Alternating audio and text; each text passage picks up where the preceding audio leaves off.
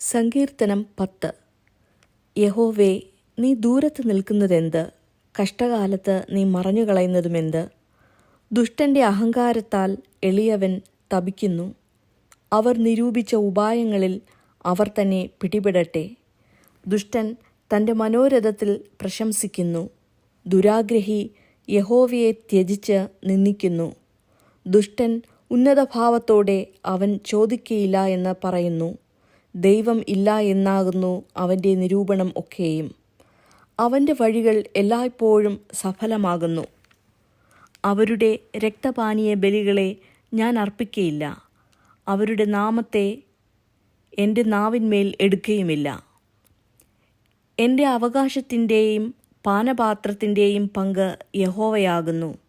നീ എനിക്കുള്ള ഓഹരിയെ പരിപാലിക്കുന്നു. അളവുനൂൽ എനിക്ക് മനോഹരദേശത്ത് വീണിരിക്കുന്നു. അതെ, എനിക്ക് നല്ലൊരവകാശം ലഭിച്ചിരിക്കുന്നു. എനിക്ക് ബുദ്ധി ഉപദേശിച്ചു തന്ന യഹോവയെ ഞാൻ വാഴ്ത്തും. രാത്രികാലങ്ങളിലും എൻ്റെ അന്തരംഗം എന്നെ ഉപദേശിക്കുന്നു. ഞാൻ യഹോവയെ എപ്പോഴും എൻ്റെ മുമ്പിൽ വച്ചിരിക്കുന്നു. അവൻ എൻ്റെ വലതുഭാഗത്തുള്ളതുകൊണ്ട് ഞാൻ കുലുങ്ങിപ്പോകയില്ല. അതുകൊണ്ട് എൻ്റെ ഹൃദയം സന്തോഷിച്ച് എൻ്റെ മനസ്സ് ആനന്ദിക്കുന്നു. എൻ്റെ ജഡവും നിർഭയമായി വസിക്കും. നീ എൻ്റെ പ്രാണനെ പാതാളത്തിൽ വിടുകയില്ല. നിന്റെ പരിശുദ്ധനെ ദ്രവത്വം കാൺമാൻ സമ്മതിക്കുകയുമില്ല. ജീവൻ്റെ വഴി നീ എനിക്ക് കാണിച്ചു തരും.